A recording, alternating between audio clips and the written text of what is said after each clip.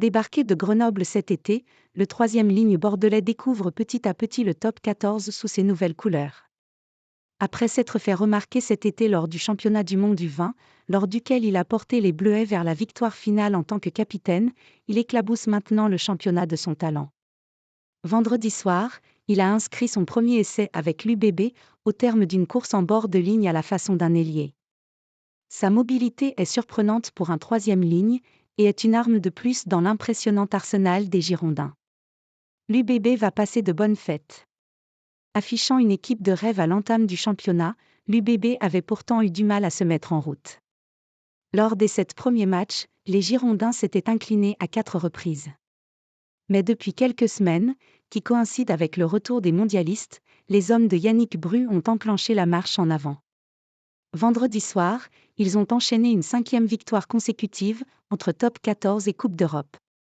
Mieux, ils prennent provisoirement place sur le podium du championnat et engrangent de la confiance. La formation bordelaise donne la sensation de montée puissance, et le choc à Clermont vendredi prochain sera scruté de près. De Porter impressionnants. Au vu du match de Nicolas De Porter vendredi soir, c'est à se demander s'il n'aurait pas pu jouer avant. Le centre bordelais a impressionné par son impact physique et a remporté un nombre de duels impressionnants. Il a d'ailleurs signé un essai à la 49e, le 3e pour l'UBB, après une feinte de passe bien sentie. Dans une ligne de 3 quarts qui fait franchement peur, il trouve parfaitement sa place. Cerise sur le gâteau, il a parcouru 58 mètres ballon en main et battu 2 défenseurs. Une routine désormais pour lui. Flops. Taofi Fenois plombe son équipe. Si le score final rapporte une déculottée subie par les Lyonnais, il n'en a pas été ainsi toute la rencontre. À la 40e minute, les Rhodaniens étaient même devant au score, parvenant à repousser les assauts adverses. Mais juste avant la pause, Romain Taofi Fenois s'est rendu coupable d'un plaquage non maîtrisé tête contre tête sur bureau. Un geste synonyme d'exclusion, dont les Bordelais ont profité pour marquer un essai juste avant le retour au vestiaire.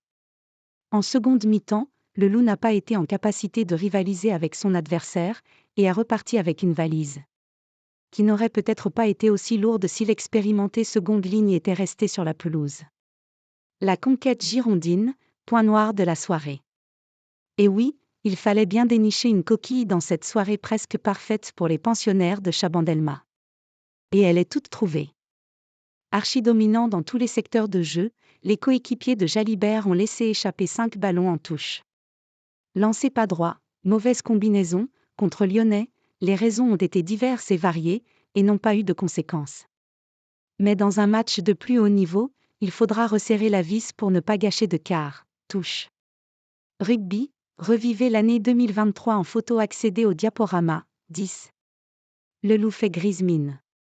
Avec cette nouvelle défaite, la 7e de la saison, les Lyonnais ont confirmé leurs difficultés récentes. Calibré pour jouer le haut de tableau et s'inviter aux phases finales, le Loup a prouvé ce soir qu'il en était bien loin cette saison.